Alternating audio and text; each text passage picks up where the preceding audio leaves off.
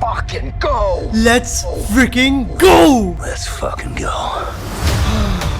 Goodness, man, I still can't believe the epicness I witnessed from that latest Deadpool and Wolverine trailer. All of what I saw and all of the excitement that I feel for this film makes me feel too ecstatic to hear any complaints. I truly believe Deadpool and Wolverine is gonna save the MCU. I mean, the trailer released last week and there's still so much insane things here that I just want to talk about why I think Deadpool and Wolverine will save the MCU. And generally, everything I loved about that trailer. I mean, first off, we have to talk about the villain choice. Cassandra Nova, she isn't very well known, but once you know her, she's such a highly sadistic and crazed out villain. And if you don't really know her, she's Professor X's evil twin sister, and she's played by Emma Corrin. And so far, all we've seen from her in the trailer is just purely menacing. I mean, what other villain can toy around with Wolverine this easily? Cassandra Nova is super powerful and super evil, and I just know she will not be holding back to kill your favorite character. And in one part of the trailer, you could see her standing up from a Professor X type of chair. So man, if she killed her own brother from a different universe and she's basically taunting Professor X and using his wheelchair, that is just so crazy.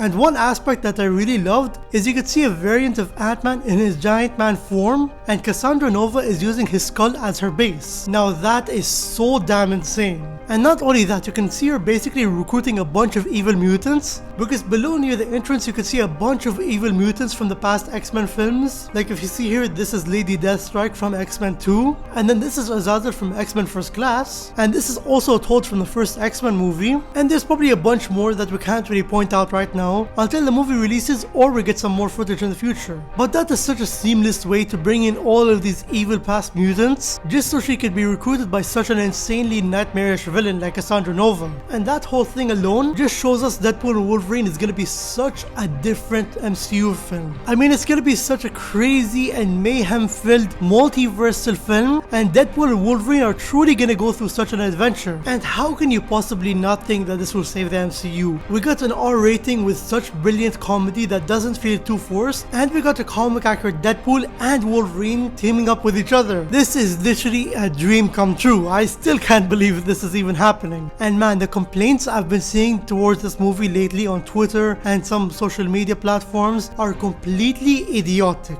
People have been saying X-Men Origins Wolverine looks better than this, and they've also been saying this movie looks too grayish, and they're also saying like, oh, you can tell it's the MCU now because of how it looks. That has to be the stupidest things I've ever heard. Have they forgotten how bad X-Men Origins Wolverine looked? I mean, I enjoyed that movie, but it is very shit looking, undeniably. And have they forgotten how super grey the first two Deadpool movies looked? I can't stress this enough, putting all of my bias away from Deadpool and Wolverine, it genuinely looks brilliant in all aspects. The cinematography looks pretty neat, and the color palettes actually feel so lively. You have got to be colorblind if you think this movie looks bad. I've also seen people complain about the line deliveries, and I'm just gonna say that's such a bullshit complaint. All of the line deliveries in this trailer looked so fine, and practically all of the complaints I've been seeing lately are just nitpicking. I honestly don't know why there's this trend going on of an MCU hate train where even if an MCU movie looks good, they'll be like, nope, we gotta nitpick all little things, and even if it does look good, I'm just gonna close my eyes and pretend it's nothing. That's just my little rant, because I feel like all of those complaints have been pissing me off way too much lately, and I can honestly rant for an hour, but I don't have that much time. But I've just been seeing too much complaints that are so useless and forced. And another complaint I've been seeing also is people complaining about Wolverine's sleeves. I mean, sure, in his sleeveless look he doesn't have the shoulder pads, but people, we got to be grateful, because this is the most comic accurate Wolverine we have so far, and this is possibly the most comic accurate superhero suit we've seen so far. I mean, I do wish it came with the shoulder pads as well, but at the same time we haven't seen the movie, so we don't know why it got ripped off in the first place. But man, Hugh Jackman's arms look fabulous. Whether or not you've seen his working out videos on Instagram, you could still tell that he's worked out in such great ways over the course of such a long time. I mean, we got a sleeveless Wolverine that looks comic accurate and amazing, and this movie looks so damn great, as well as the line deliveries are working so well, and everything in general in this movie just feels so next level, and the whole concept overall feels so unique. I just just remember so many people of recent years have been saying, man, MCU lately have been so basic and so generic. We want something different and something unique. Well, now we have something unique and different. And this is done in the most epic way possible,